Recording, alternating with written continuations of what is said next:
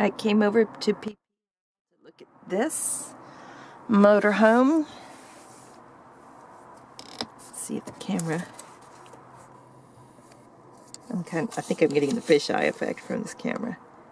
Anyhow, I came to look at this motorhome. I saw it online. Didn't look too bad. Yeah, but what concerned me was the price mark down, because it started out at $24,995 or something like that. Now it's at 12 something, $12,495. So I thought, that's a little suspicious. Okay, so we're going to do an inspection. It's pretty rough shape, but that's just cosmetic. That, you know, that's a shade that can be changed out.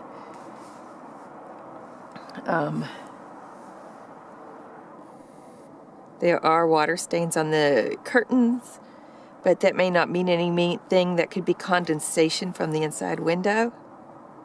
What you'd have to do is get up there and actually touch and push on that wall to see if it's soft. I'm really not seeing any apparent water stains. So, you know, things like this could be a diamond in the rough, because a lot of this stuff is cosmetic.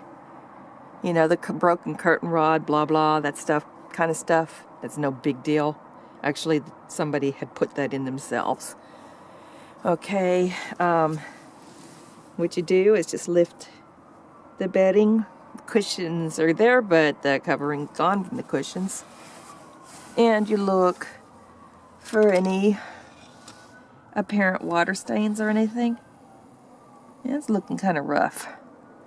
Yeah, see that warped board? That's not a good sign. So this is not a diamond in the rough. This is a rough in the rough. Yeah. So the overhead bed has some leaking somewhere.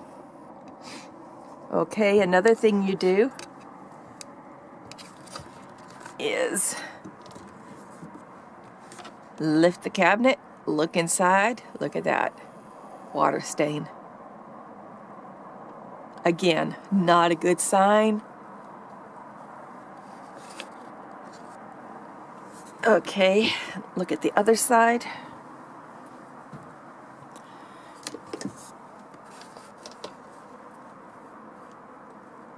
There's some more stains, but those aren't water stains there, I don't think, but that definitely is. So the roof is leaking. Could have been repaired at one point. Okay, kitchen.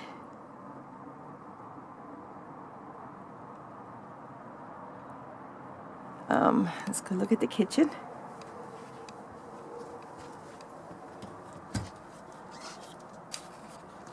Once again, look in the cabinets. It looks good up there.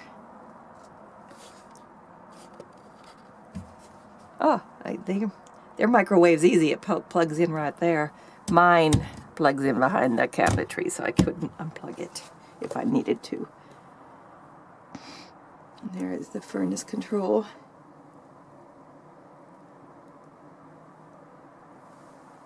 Oh, I guess it has ducted air. Yeah, it does. It has ducted air, which is kind of a nice feature. So, has a pull-out pantry, which I thought I've always wanted, but now not so. I don't think I do, because that's all you can put in there. Is just what's available for the baskets, and you lose quite a bit of space if you look down there. You lose quite a bit of space for storage, so that would come out, and I'd probably put a shelving system in there instead. No leaks up there. Small closet. For a full-timer, I want a full closet. And I thought this one had one. You couldn't tell on the website. But this is a lot rougher than what I want.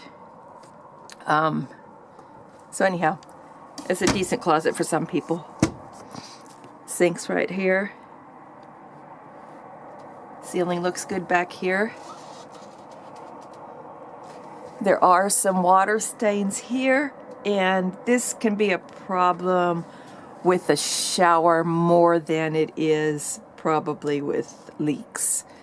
You have to open the vent and run the fan when you take a shower. And a lot of people don't realize that. So they get stains, condensation stains. Okay, now there's another problem. I was walking through the bathroom and went, the floor feels lopsided. Well, yeah, it is, because it's rotted. So you can't tell by looking, but when you walk on it, all of a sudden you hit a soft spot. Right here. Get the cap. Right here, soft spot. Big, massive soft spot. So that's not a good, you can even actually hear the wood creaking, the rotted wood creaking. So that's not a good sign.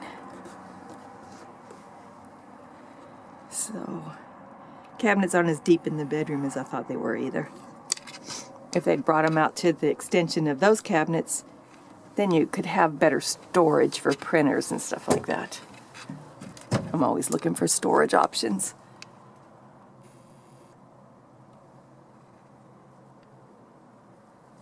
So, no leaks in the ceiling in here that I can tell. But, you know, the floor and the overhead bed, those are, overhead cab, those are deal breakers. Those are definitely deal breakers.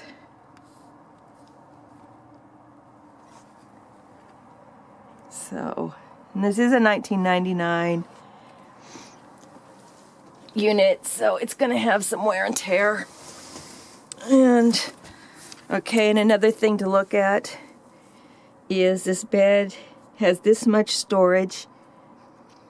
So either there's basement that runs through there or the water tank's under there. Most likely the water tank's under there. So if you're looking, my thing is I want to find a rig that I can take the bed out of. And I want to put a day bed sideways under the cabinets back there, so I have more space. So, but this one would be more difficult. Well, maybe not with the platform thing there, but still, it's not as big as I'm looking for. Here's the living room area. This looks like it might pull out into a sofa bed.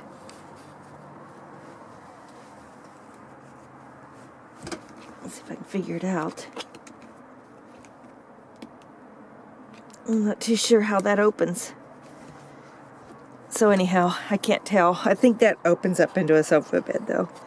Which maybe not, because it doesn't have a slide. So how could you extend the bed out? So maybe it's just storage under there. And there's the electrical panel. So if you were thinking about tearing out the dinette, you'd have to relocate that. I know. Not supposed to be looking at RVs to tear stuff out. So, and that's kind of weird. I don't know why they have tile on the table. And there's a mouse turd. It's also not a very good sign. So, yuck. And here's the cockpit area.